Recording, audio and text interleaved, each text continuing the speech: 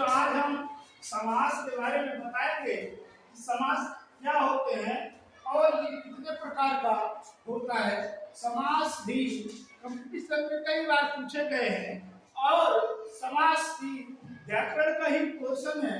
समास के बारे में जानना भी बहुत जरूरी है कि आखिर ये समास हिंदी में होते क्या है और इनको कैसे अलग किया जाता है और इनके कैसे अर्थ निकलते हैं, और यह भी जानेंगे कि समास कितने प्रकार का होता है। तो फिर आइए समास की परिभाषा देखते हैं कि समास की परिभाषा क्या कहती है और कैसे हमारे समासिक पद बनते हैं और किस तरीके से हम समास का विग्रह करते हैं, यानी समासिक पद का विग्रह करते हैं। अगर पद की बात करें तो पद के बारे में मैंने इसके पहले वीडियो बना के डाल दिया है कि पद क्या होते हैं, और शब्द की बात करें तो शब्द के बारे में भी बता दिया है कि शब्द किसे कहते हैं।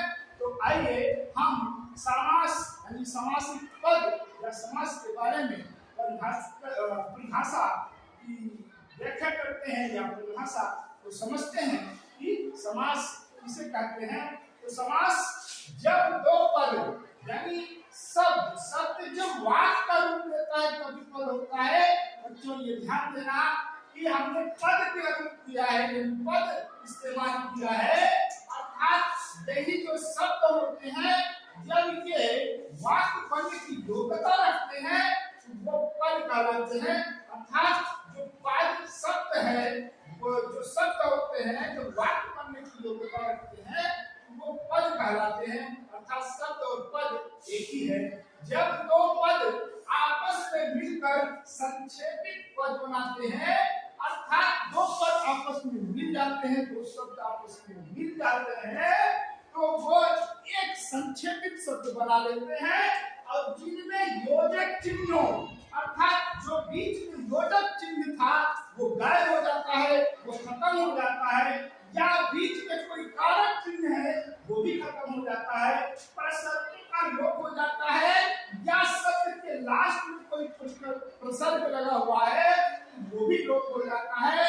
इस प्रकार से दो शब्द या दो पद जब आपस में मिलकर के एक पद बनाते हैं और उनके बीच में जो कारक चिन्ह होते हैं या योजक चिन्ह होते हैं या प्रसर्ग लगा होता है वो खत्म हो जाता है, और जब खत्म हो जाता है तो जो पद बनता है वो समासिक पद कहलाता है और वो शब्द एक समास पद कहलाता है।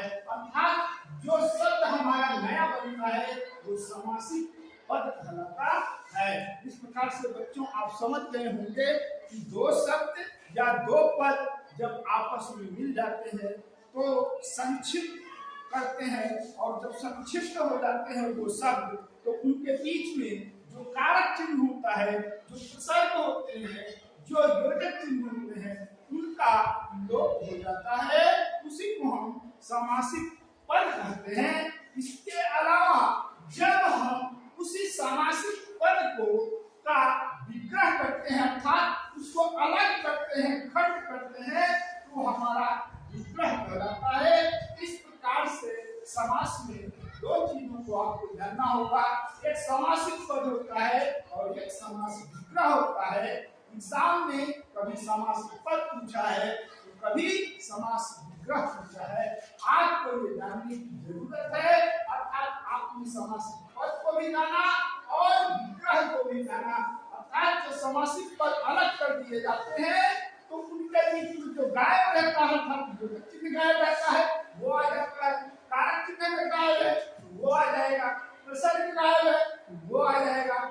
इस प्रकार से विग्रह में सारे जो लोप हुए रहते हैं, जो योजक चिन्ह, प्रसर्ग और कारक चिन्ह जो लोप हुए रहते हैं वो आ जाते हैं, वो विग्रह के रूप में आते हैं। अर्थात हमने विग्रह को भी जाना, विग्रह तरीके से करना चाहिए। जैसे हम यहाँ लिखा समासिक पद और यहाँ लिखा विग्रह। जैसे समासिक पद है यथाशक्ति, यथाशक्ति, यथाशक्ति का मतलब हुआ शक्ति के अनुसार, अर्थात यहाँ के शब्द जो जो था वो छिपा हुआ था।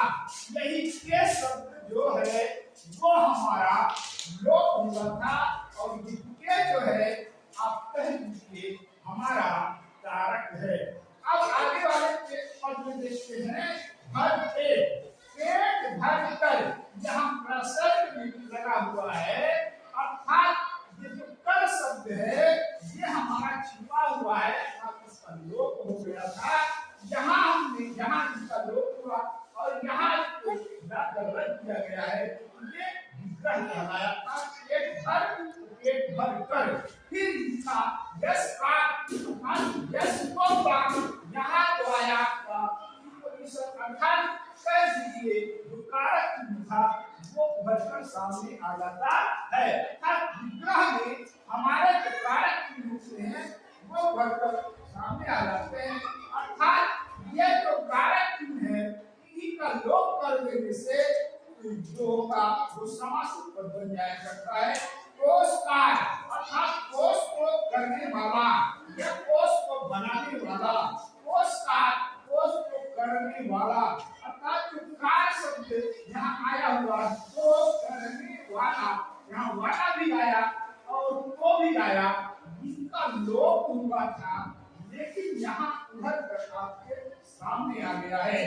आइए देखें दूसरे वाले में रसोई घर अर्थात रसोई के लिए घर, यहाँ के लिए जो शब्द है जो प्रीपोजिशन है वो हमारा कारक है। अर्थात ये के लिए यहाँ पर उभर कर सामने आया है, इसलिए आया क्योंकि समास को विग्रह किया गया है इसलिए उभर कर सामने आया है। लेकिन जब इसको हम समासिक पद बनाते हैं ये हमारा जो कारक चिन्ह है उसका लोप हो जाता है। लोप का मतलब समाप्त हो जाता है, खत्म हो जाता है। जैसे रसोई घर, इस प्रकार से बच्चों आपने एग्जाम्पल जो देखे वो समासिक पद और विग्रह के उदाहरण थे। आइए हम समास के भेद के बारे में जानते हैं कि समास कितने प्रकार के हैं या उनके कितने भेद हैं।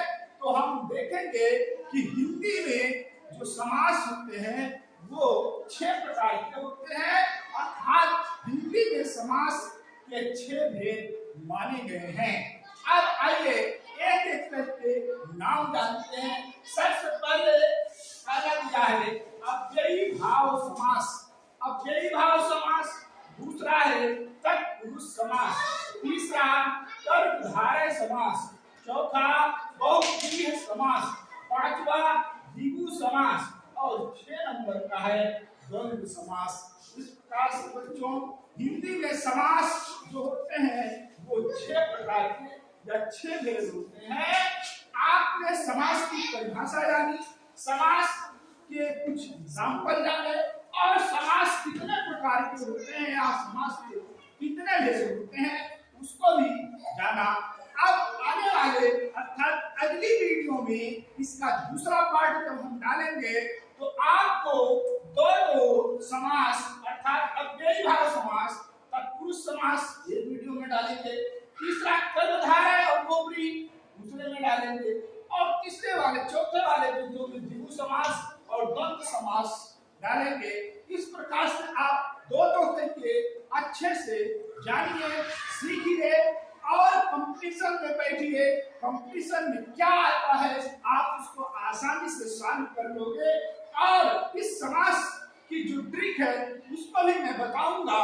इस समास के बारे में आप ज्यादा से ज्यादा जानकारी हासिल कर लेंगे और कभी भी समास आप भूलेंगे नहीं।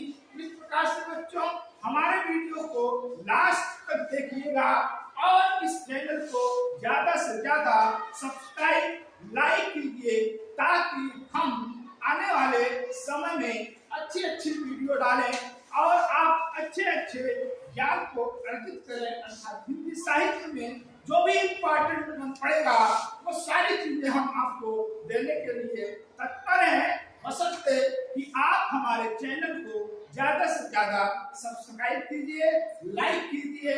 धन्यवाद।